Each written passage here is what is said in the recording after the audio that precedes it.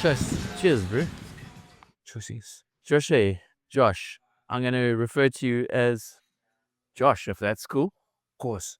And it's been Perusha Naidu. She's amazing, man. She put me in touch with you. She's got a first time I met her. Yeah. Because I've always seen her in Luxembourg. Yes. She's been living there for the last year, I think. And I would just see her on the beach. I got a puppy, and so I would walk my dog. And then one morning I was just chatting to her. Easy to talk to. Aura. Great aura. You Great know what I'm saying? eh? Great aura. It's like, that's what she has. And I was just like, I was beaming. And I was like, hey, you look like you beaming.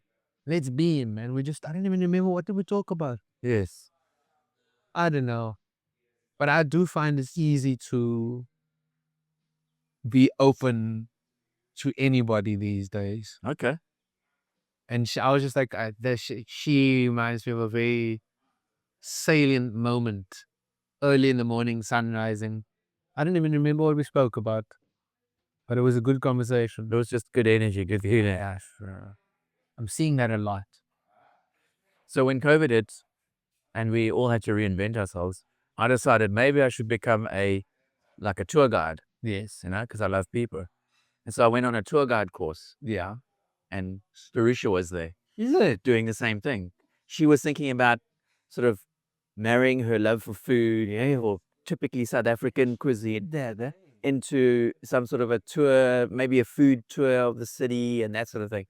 And that's where we first became friends and kind of got to know each other. And we've kind of just kept in touch ever since. She's done a couple of those. I saw she's done some things at the Commons, or she's done that, like a food night, and then some music at the. She's passionate about that, and she's great. And it's great that she's like presenting like the roots of South African and especially Malay, and that influence, of who she is, and the force, of all of that comes through. That's what it is. That's what I saw that day.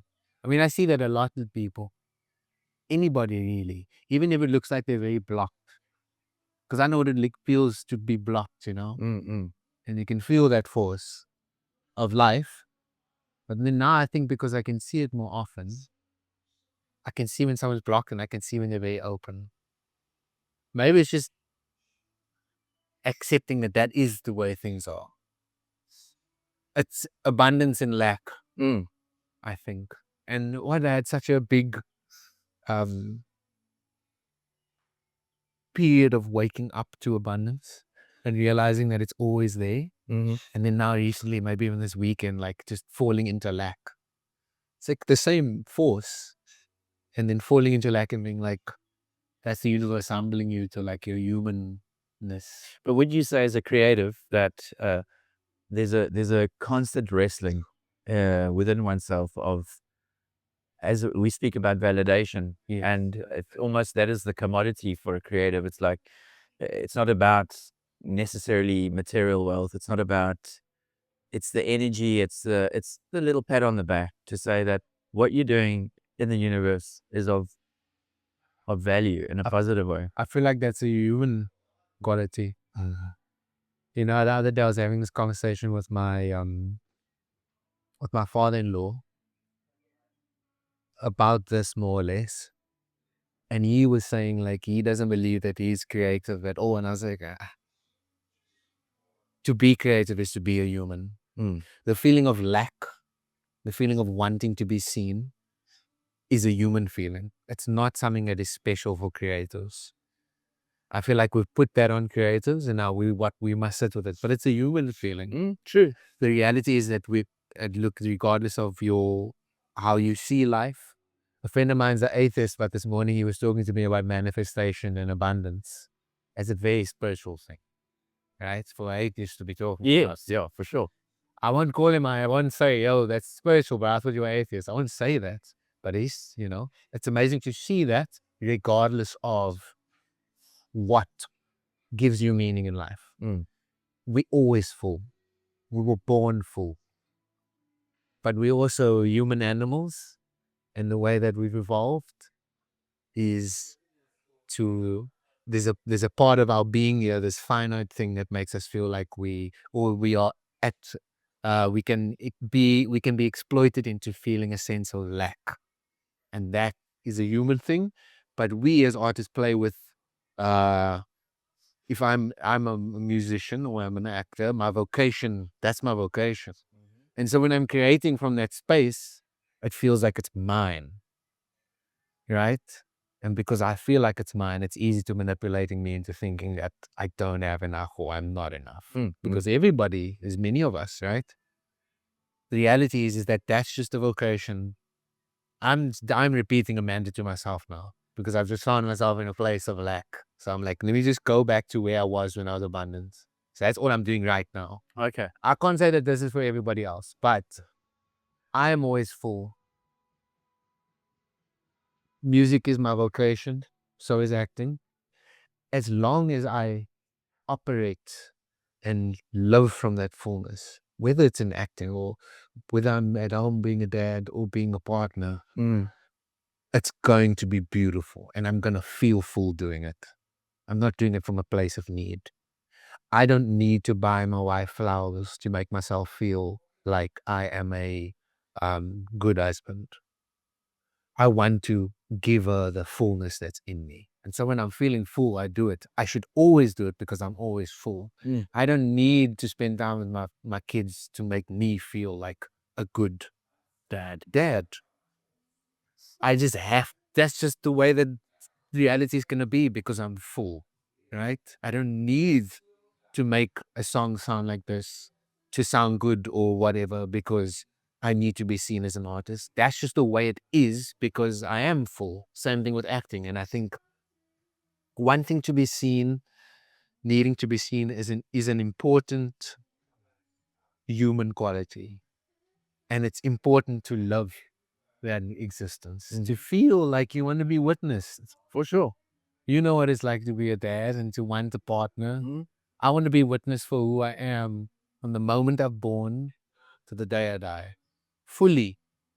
I've chose my partner because I can see that, and I did this acting segue quickly, which will make sense in a second. Let's do it.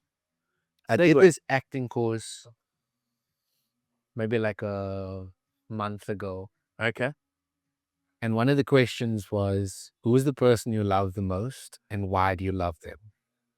And he gives this example of this woman who was in his class and she kept saying, well, he drives me to here, or he buys me this. So he's like, oh, so he's a good chauffeur and he gets you gifts. But why do you love him? And she couldn't answer the question without it being on a condition. And so that was a big part of that question. Obviously, you're going to face the truth. Do you love this person or not? But a big part of it is to connect with yourself emotionally, your humanness. And I realized that I love my partner because if I didn't exist, she would still care for people over her own well-being. That's a divine quality. It's a very human thing, but that's a divine quality. And my humanness goes, she will witness me for everything that I am. The worst parts, the best parts. Because I think when we're with somebody, we want to be witnessed for the worst parts, not the best part. Oh, for sure. You know? Same thing with kids. It's like we know what it's like to live the life of, what was I saying a moment ago? Wanting to be seen. It's so important to being human. I feel like I'm put here. I think Rick Rubin would agree. Yeah, it's like I'm put here to be human, so that I can realize moments of the divine, so that I can see Jesus. Right? I'm not necessarily a follower of Christ in the religious sense, but I believe that these archetypes and these people exist, right? My mother-in-law was Jesus embodied. She passed this year. My wife is Jesus embodied. I have all these characters of God around me. And then back to what I was saying earlier, where you can recognize that everybody has that in them. It's happening so much now. Humanity, as you described it earlier, it's the embodiment of essentially a lot of the common laws that we apply to life are based on just do unto others as you want to be treated. So it's the 10 Commandments, you know what I mean? Yeah. We just Always there. followed that moral code. It doesn't actually matter what denomination you belong to. But it's always been there. Yeah. What my point is. And like this whole thing of, I need to do this so that I feel that it's there. It's like, what made me, the reason why I am where I am now is because this year I've experienced like dual loss. I've understood why I made the work I made, and I now understand my core emotional truth as a human. I understand my purpose fully. All of those things, now I'm like sitting in exactly what you're talking about. And when I'm not sitting in it, is the human experience. When I'm feeling a sense of lack, it's like you're being humbled by the creation, you know? You can't and you won't feel abundant all the time, but you can if you want to. It's like this paradox, this push and this pull. And you mentioned the creation, but the best way to sort of be reminded of one's sort of human state and be given a healthy dose of humility is in the ocean, right? Let me list to surf now, but you know, that's where we get put in our place. And I think that, I was discussing it with James earlier. Just when you start to think that you're all this in a bag of chips, go for a surf.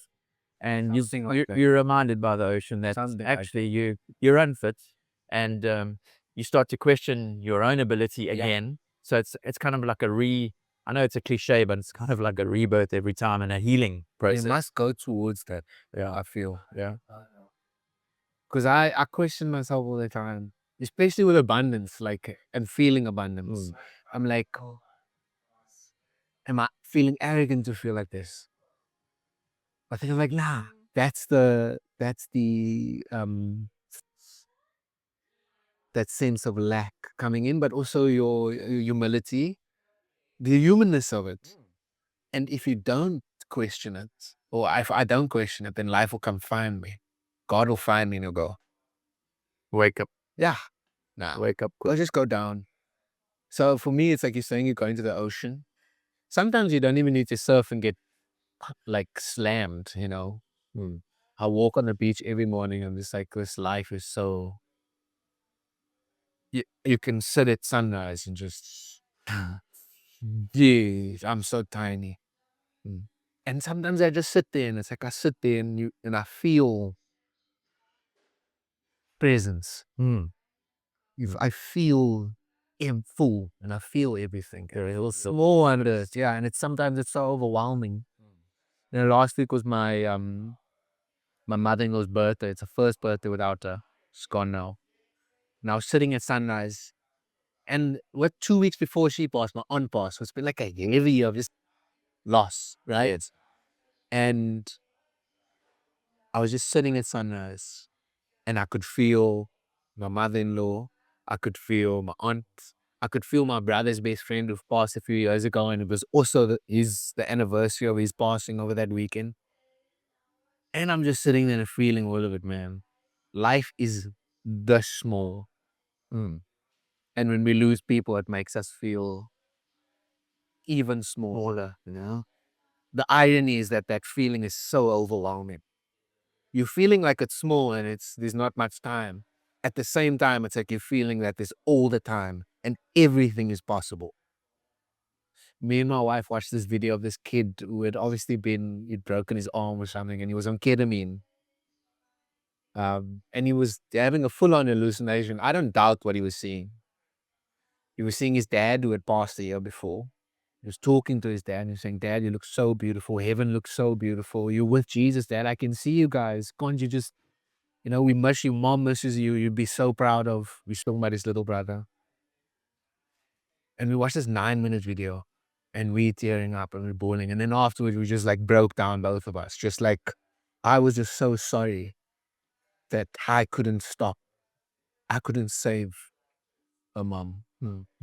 And then all the loss coming in all at once. Bah, bah, bah. And just like convulsing from the sadness. And then in the same moment, seeing every single thing that I will manifest. Every single thing that will come true. Next to all that loss at the same time. rebirth. Bro, like shaking from it.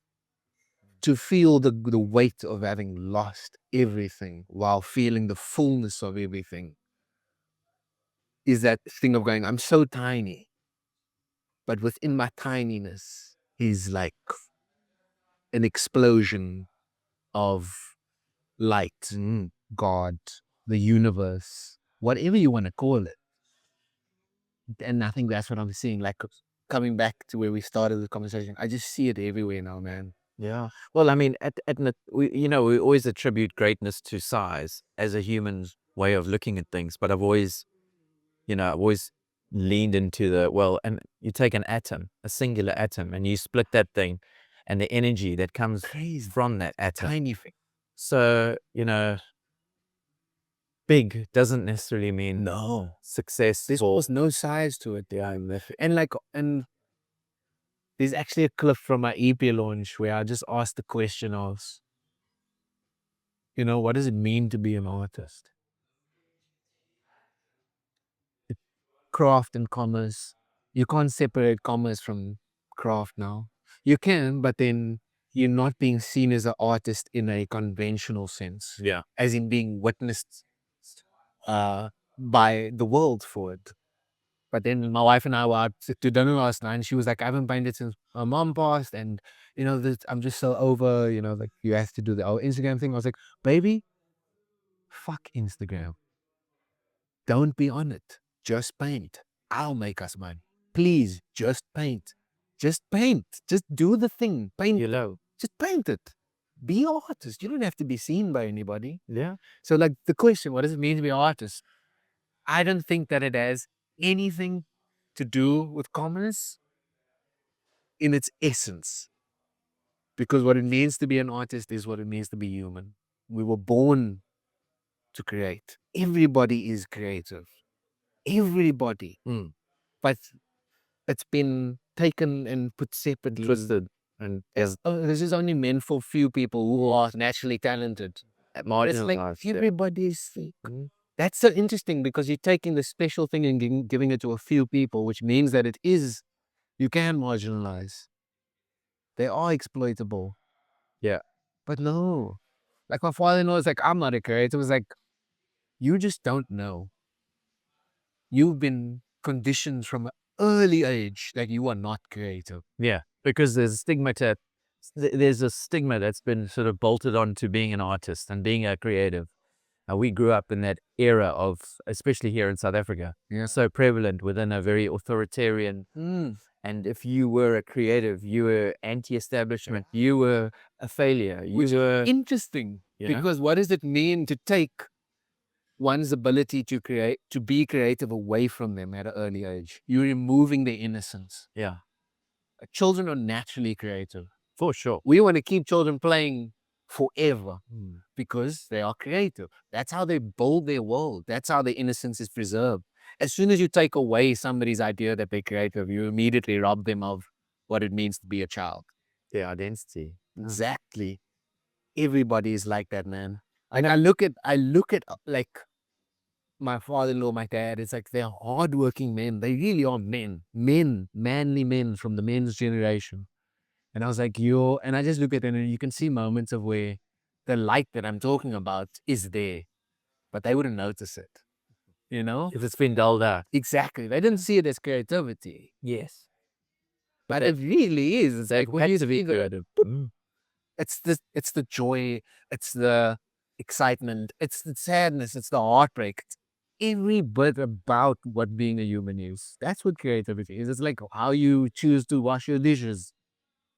Do you, what's your take here? Do I leave the water running? Or do I set the sink up? You know what I'm saying? Yeah. How you mop your floor. Are you listening to music while you do it? It's all there, But we've been robbed of the idea that that's not what creativity is. And there's probably going to be some creators who watch this and be like, this guy's cooked. Yes, I am. You know what I'm saying? But the truth is like, it's been taken away from us. Yeah. And last night I went to go see this, she's actually part of my label as well. I feel very trapped. Her name is Juliet Price. She just won. I think it's like Sanlam, South African Vocalist of the Year. Wow. She's a jazz Musician. She's amazing, bro. Incredible. And I just watched her and I was just like hanging on every single note, every single word. Because the way that she's committed herself to being, just being, there's so much at stake. She's just, this is who I am. I will present myself as I am. And that's something that I struggle with. Because I'm trying to answer this question of what does it mean to be an artist? And my label, A&R tells me like, you're trying too hard. And I was like, you're right. I do feel like I'm trying too hard. And then I watch her and I'm like, she's just being. Yeah. And I'm hanging on every single syllable. That's what, and she's just being a human. I like playing guitar. I like singing. I'm so obsessed with this. Yeah. And I'm so lucky that my parents and my family have allowed me to keep that. Giving you that support network. Yes. Yeah. If everybody's parents and family did that for them, everybody would be a creative. Everybody would be an artist. Maybe the world doesn't need that, but maybe that's what the future is going to be like. Maybe AI and robots look after us while everybody is just creative. Yeah. That would be a beautiful world. That would be. Yeah. It's an interesting concept. I'm going to ask the question, what does it mean to be an artist? Humans. Just be human. If we were in a crowded room full of creatives, let's say that hypothetically there's 1,000 creatives in a room and each person is asked to get up and introduce themselves and to give themselves a identity, what would you say about yourself? How would you introduce yourself? It's very difficult to answer that question without. If a stranger comes up to you in a restaurant or a bar and they say, hey, lovely to meet you. And especially in this town, everybody wants to know what you're doing. So like that's what I'm saying. How do you serve that up? Like I almost it's very difficult to answer that without having prejudice towards who's asking the question. Okay. Hi, my name is Josh, and I'm an artist, I guess. And then what the next question is, oh, what art do you make? Oh, I'm a musician. Oh, are you playing any shows? No. Oh, do you have any music coming out? Yeah, I just released this. It's foolish. Mm-hmm. I think that's such a foolish conversation. But it's so like last night I was. Is it because you played it over and over again? Do you think that I feel like I'm layering myself in things to make me seem like I am important. Okay. The weight of that question just hit me now. Because there's no. It's very difficult to answer it authentically. The best way I can say, but this is now, you wouldn't answer it. You wouldn't answer it like this. Hello, my name is Josh Riley, and I am a dad, and I have a beautiful partner and wife. Sounds to me like you're bragging. Well, I mean, wouldn't you want to answer it the same way? I'd love to answer it. But it makes the same, that's who you are. Don't you think that it is? You're 100% right. But don't you think that sort of a response can make people feel almost uncomfortable because we live in a society where that sort of like appreciation for and contentment for what you have is seriously lacking. And we almost feel too afraid to provide people need an authentic response. Well, I feel like now I should respond like that all the time. Yeah. Or just, hello, my name is Josh. What do you do? Well, I do different things, Yeah. But I'm a dad. I should answer it like that more often. Yeah. And if I do answer it any other way, then I'm catching myself being superficial. Because what I care about the most is my family. We were talking about this earlier. What people see is this. Mm-hmm. What an artist does is this. They live their life. This is what art is not a thing reserved for people who just do this moment. Because we're all just doing this moment. We just illustrated it. Because you can go to someone who isn't an artist, a room full of people, and ask, what do you do? Please introduce yourself. We all give this moment a performance of who we think the world should perceive us as. But this is who we really are. This is who I am. Hello, my name is Josh Riley. I am a father. a husband. I'm trying to be the best dad and husband. I'm broken. Yes. I'm wrecked. But I believe that that's where all my light shines from. Now that answer, people are going to be like, yeah, exactly what you're saying. Yeah. It's not part of our social conditioning to be that way. But I do find myself being like, it's way easier for me to be deep with people. And a lot of people at once. Yeah. Like at my EP launch, I was like, I was basically crying and made a lot of people cry. And now I'm catching myself when I'm not like that. And I'm like, I'm not correct. Back to the acting course I did. It's basically a cult. Love it. Like every acting course is. And what this guy did is when you watch a good actor, like a really good actor, and they're not even saying any dialogue, but you can see there's something going on. They have a whole world behind their eyes. And you're wondering, like, how does that person who isn't even that person in real life have that world going on? They have an emotional life.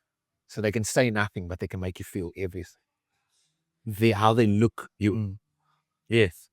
Adolescents, seen it.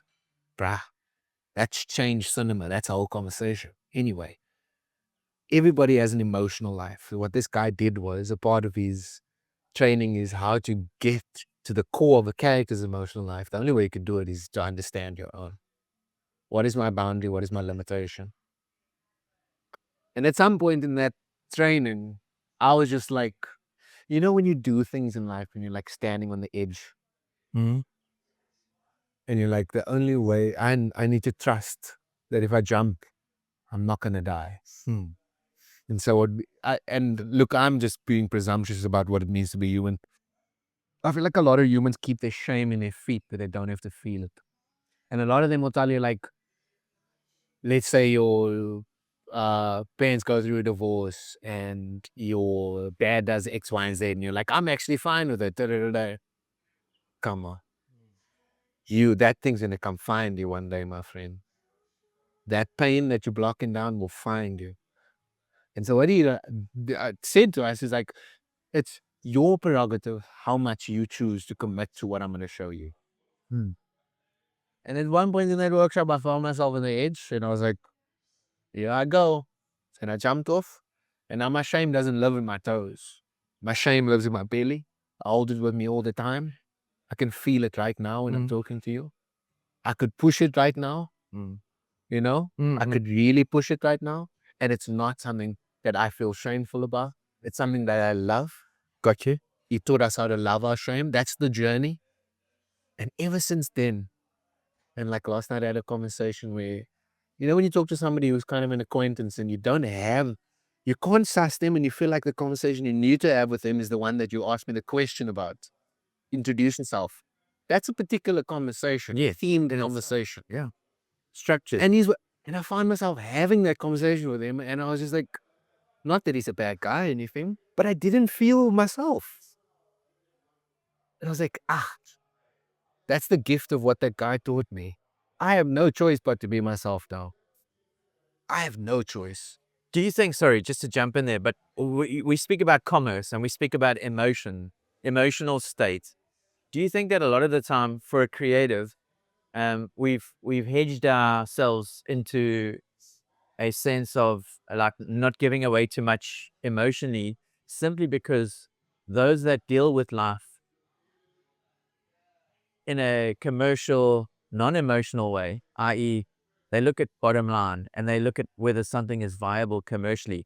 When we're taking art and we're trying to present it and we're trying to make it successful in the eyes of, from a monetization point of view, do you think we're afraid to be so emotional because those ones prey on those who are so emotionally strung? They take their IP. They take. Are you saying like the presentation of art being emotional? Well, I'm just no. As a human, if you the more emotional you are in business, they say don't be emotional. it's about the business. It's not about the, at the end of the day, this is about business, right? It's Do about, you think, are you asking, are creators less emotional? oh, no, I'm saying, are creatives less willing to express themselves, whether it be a moment of like, who are you? This is who I am. And you can hear you're an emotional person. You can hear you're emotive. I have no choice. I'm actually easily cryable. But are you asking People take advantage of the fact that you're such an emotive person. I feel like people must do it. Okay. Hurt me. Please just hurt me. Because at the end of the day, that you're going to sit with that. Okay. I feel like that's like a crazy thing. But if I'm allowing you to exploit me, you aren't really exploiting me. Okay. But that's Because that's not where I get my source from. I'm not saying that I'm impervious to the dangling carrot. sure. Well, I'm a human. Yeah. I need to eat. But that's not where I get my sustenance for life. I need to remind myself that I don't. Because then you can start playing games with the devil. Sure. And one day I will end up in a big room with the devil. Mm. And there will be and I'm preparing for that moment. I've had this thing so many times now. I got invited to a big streaming platform is right in camp, but I can't go because I am going to be in the Netherlands tour. Okay. It's a good reason to say no. It is. And I had maybe like a week before, 2 weeks before, I'd written in my journal, everything that you want to happen will happen. And you're either going to be humbled by the gravity of the task or you're going to be humbled by the timing. That's going to happen all the time. And this thing with being in the room with the devil and that's a human experience. Everything is in preparation for that moment. How do you handle that moment? When everything that you would ever want is given to you at a cost, at a price, how are you going to handle this? So I'm not saying that I'm not susceptible. I'm just saying, like, if you're going to exploit me, exploit me. What I know is that I'm giving fullness to that moment. And maybe you're right. Maybe every artist feels afraid of that. I think But either it's their own inner suffering from the not giving and not being full and not giving everything, not allowing whatever that force is to come through you. It's like keeping something in your body. Like if you are naturally creative, which we all are, and you keep that force in your body, or if it's shut down, it's gonna live in there. It's gonna fucking fester. You can get sick, bro. Like I was saying, my mate always says, if I'm not painting, if I'm not creating, I will get sick. Whether that's mentally or physically, I will become ill. And he's right. I feel exactly the same. Because I've had the journey of what it means to be. If you didn't make podcasts or do the thing that makes you feel like you are creating something, you would feel ill. You would feel of a lack of purpose, right? Yeah. What am I doing if I'm not doing that? But also we're very lucky. We have children. If I wasn't creating joy and play and safety for my family, then I would feel like I don't have a purpose. So it's always there. Yeah. But as you're saying, we're in the world of craft and commerce, I think it does have a big effect. People are afraid to put themselves out there. The reality is like, you're going to die. Yeah. You're going to die and this won't kill you. No. And people will exploit you. Yeah. The whole point of being vulnerable is to realize that on the other side of it is pain. But on the other side of it is liberation. Yeah. Within yourself. Joy and liberation. It's like, joy and pain. It's like the same stone that you hold in your hand and you hold your shame. For me, it's like I hold it here and I hug it. And sometimes I don't pay attention to it. But right now I'm paying attention to it. And I feel like you can hear me paying attention to it. Okay. And people watching this can probably feel me paying attention to it. And it's like the same thing. Like the void that is in me from whatever happened to me in this life is ironically the hole that the light and abundance in me shines through. It's not for me to block that light. Who am I to extinguish? Who am I? Like, who do I think I am to not allow that pain to be visible. I don't need to tell you about it, but you can see this guy is like willing. He's walking into the room and he's willing to be here, put himself on the table. And I'm willing to be a bit nuts. I am crazy. Like for the last month or so, I've been like, am I going a bit in so, like for real? Like, I'm like, am I a bit crazy here? And then I started to do this weird thing recently where I go on walks with my dog and I put in like, just Headphones. frequencies. Yeah, headphones. And I will talk to God, bro. Just talk. And some days it's not to ask for anything. It's just going like today I'm just thank you, thank you, thank you, thank you.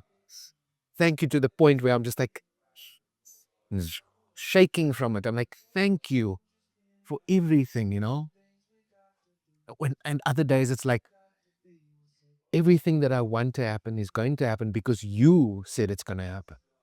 I can feel you saying it's gonna happen.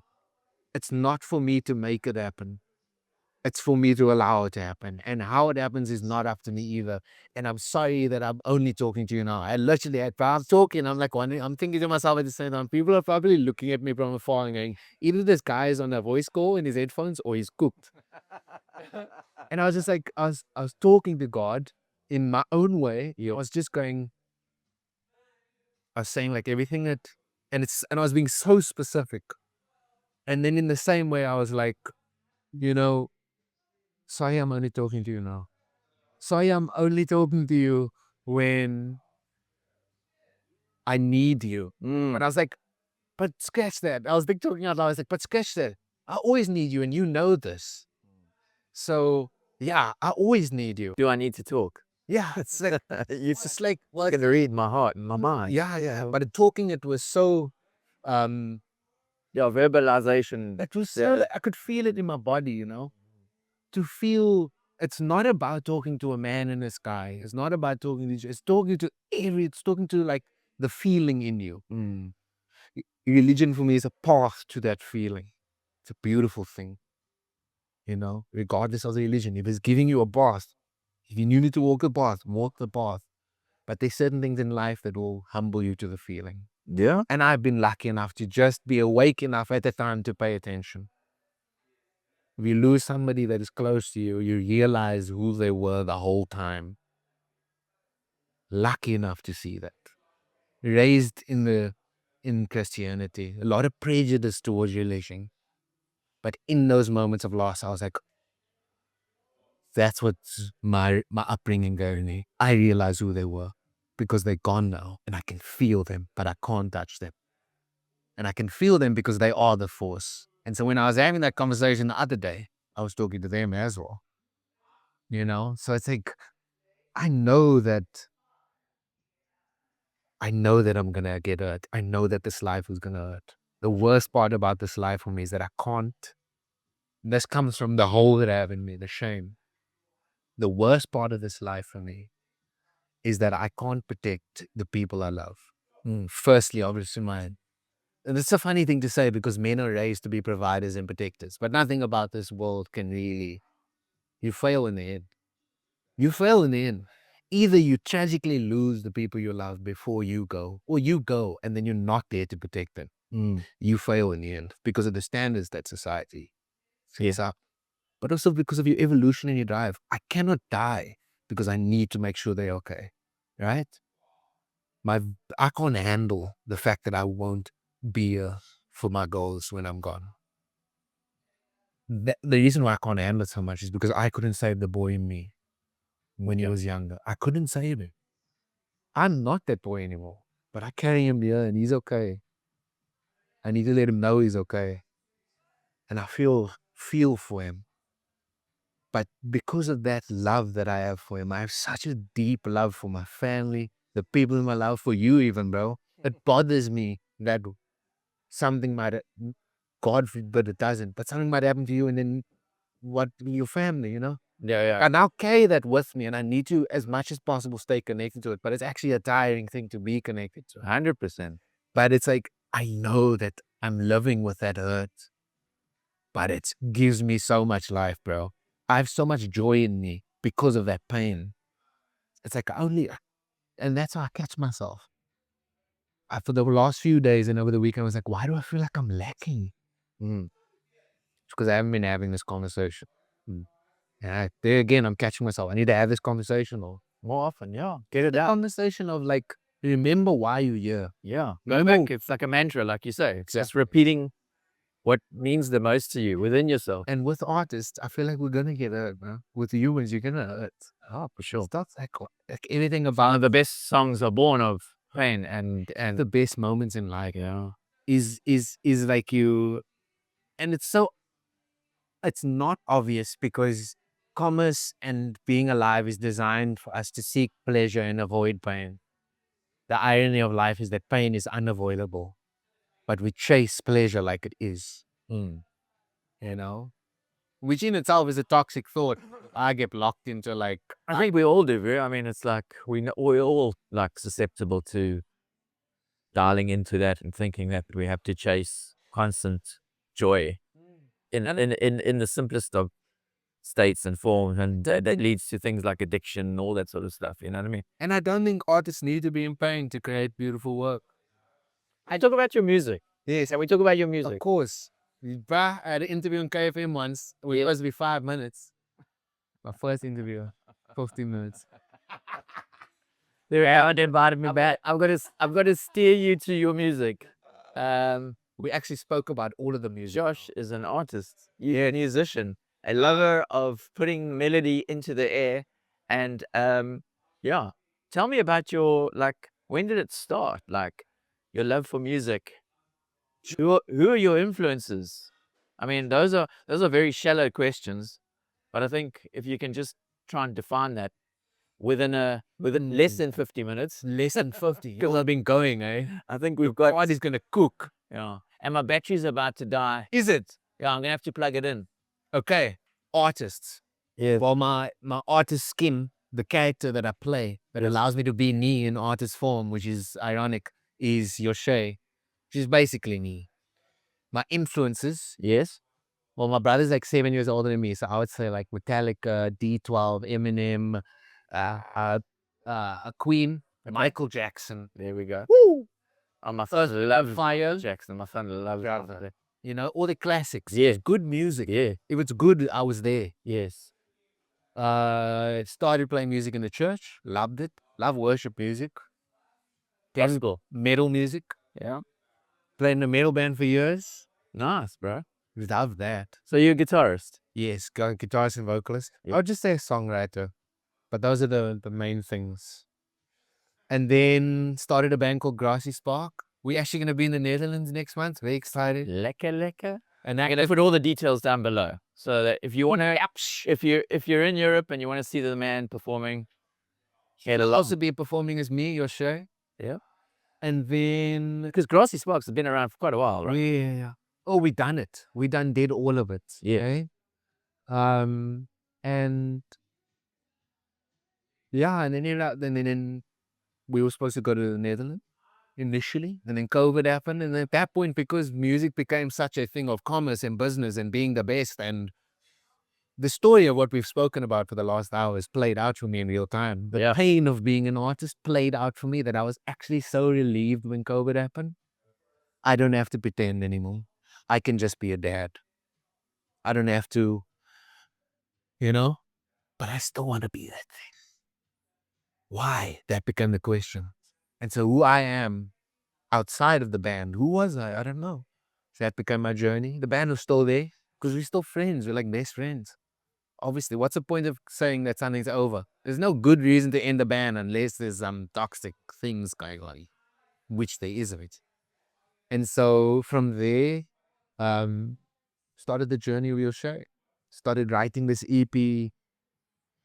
The inspiration of writing it started in COVID. I became very obsessed with Frank Ocean, Tyler, the Creator. And you just released an album recently. Yeah, EP released. Yep.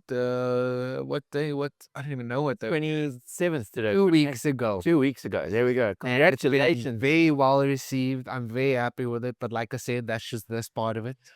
And I think the work itself made me realize that this is the work. And this is the beautiful part. So when we get to the part of commerce, just that is inside of me. We've had to move angles simply because the camera battery died and we put it over there. The reason it died is because of me. We were talking about Josh's influences, and it sounds like that it's quite an eclectic bunch of music and artists and musicians that have shaped your love for music. Yes. To a large degree. Yeah. New EP just launched, gonna be touring soon. What's next? What's next for Josh? I have this very strong, You stumped now. I have this very strong feeling that I'm gonna be in a well-known series. Okay. So you're gonna be on the telly. Yes, I'm also an actor, and I've not landed. So I've been in commercial acting for years. Okay. It's great money, Yes. but I'm bored. Okay. But It's fun and the catering's amazing. yes. I would look at But those a la carte story, brother, man. and the money's good, but I think there's so much more to it. Okay. Look, real, when I say like real acting, I mean like your film and your movies and series don't pay as well, but that's substance, man. Yeah. And so in the last year, I've gotten into it and I've developed my craft over and over. And it's more an obsession with that medium. What does it mean to, and this applies to music generally. When one is creating, the best stuff comes when Josh Riley just moves out of the way. Okay. I really struggle to go, I'm going to write a song about this. I really struggle, man. I'm sure I'll be able to be very good at it one day where it's like, cool, we're writing a song about this, and now Josh, move out the way. Let the character who understands that write the song. And that's what acting is. It's like understanding script, understanding emotional life, and then moving out the way. You prepare so well that Josh can just move. You can see that, you can see that when a musician is performing, you can see that when an actor is acting. It's like, you can see when they're acting, when they are not living, right? So that is what I would say is next. Is I feel like I'm at a point now where it's time. Again, it's not up to me. Get Josh out the way. Yeah, it's not up to me. Musically, like I said, I was invited to a writers camp from a streaming giant, and I can't make it. But there's just a bigger thing. There's always a bigger thing. I can't say specifically what it is. There's writing with other artists, which I'm very excited about. Tessie Nandy, Juliet Price, we spoke about her. There's a song I have cooking with those two ladies, and they're both. It's just, I feel like honored. Incredible, bro. To be working with, artists like this. Yeah, look, to be able to, as you say, collaborate with people that are in the same space, not only in the same space, but you're connected in so many ways. And, in layman's terms, you're on the same page. To be inspired. And you inspire each other. To be humbled by their greatness. As an iron sharpens iron, so one man sharpens the face with another. Yes. A music video for my track Nostalgia. Okay. It's on the EP. That's very exciting. I'm shooting it with my mate JP Whitfield. Okay. He's incredible. He shot the music video for Oceans. Lekker. Such a big point about collaboration is just firstly being humbled by the greatness of the people that you choose, and trust, and the joy of that trust. So I'll also be collaborating with my friend Lauren Sukul. She has a master's in dance. She's amazing. Really, huh? She's insane, bro. Like, it's not just dance, it's like life. It's like where the vocation becomes real life. We're not just looking at somebody who's doing a step up or a stomp the yard. It's like, this is a lived experience of dance. And so it's the three of us. We've got this idea, full black and white music. It's going to be epic. And then from there, just living. What's next for Josh Riley is that I'm going to go and enjoy my life as a father, as a husband, and I'm going to love my family, and I'm going to love my friends. And all of that is the substance from which I will create more music, from which will give me the confidence to step out of the way when I need to play character, so that more people can hear and feel the message that comes through me, because it doesn't belong to me. That 50-minute monologue that I gave you earlier is Josh, but it's not. Like, it's stuff that I hold, and if I don't let it out, I will feel sick. So either, like I said in that monologue, I'm going to talk it out to the sky, because maybe I'm a bit cooked. Yeah, sure, whatever. I don't mind. Hey, Or I'm going to get on a podcast with Steve, and I'm going to talk about it here, yeah, for sure. you know? And may many of you draw inspiration from being able to just be more vulnerable and Just be yourself. in the moment and be yourself. And I say that as a manager Yeah. because I struggle to be myself unless I'm with the people I love, or I can connect with the emotion and the reality of what it means to be with the people I love. And that's what I feel now. So when I came here today, I was like, I know exactly where I need to sit here. You know? Thank you, brother. Thank you. It means a lot. Thank you for allowing me the space. Ah, Well, to talk your earball off. beautiful. Good luck. Makes what I do a whole lot easier. Good luck trying to listen. I mean, you are steering the ship. It's beautiful. It's not about me. It's not about the podcast host in my mind. It's about your story. It's about your narrative. It's whatever it is that you want to put on the table. And I think you've done every artist, every human proud in being able to just like lay it all out Thank you. and put it out there. I feel less of a urgency to talk about what I've made. And where you are right now. Yeah. Yeah. Because That's important. that's like your Presence. This is who I am. Presence. This is what people don't see, right? This is what they see. This is what people need to see. So if I can give them something of what this is about, the music is the cherry on top. Because then you can go and listen to the music and be like, oh, this means so much more. At my EP launch, I had people crying because of the kind of conversation we just had. I went even deeper. Yes, sure. You know? I can imagine. And then the music makes sense. Yes. It makes more sense because it's like people feel, by my assumption, that they know what that feels like. Yes. You know? Yeah. It's the way they connect. That's what it is. And you'll listen to the songs and you'll be like, oh, and even if you didn't watch this 50-hour podcast that I gave you. an hour.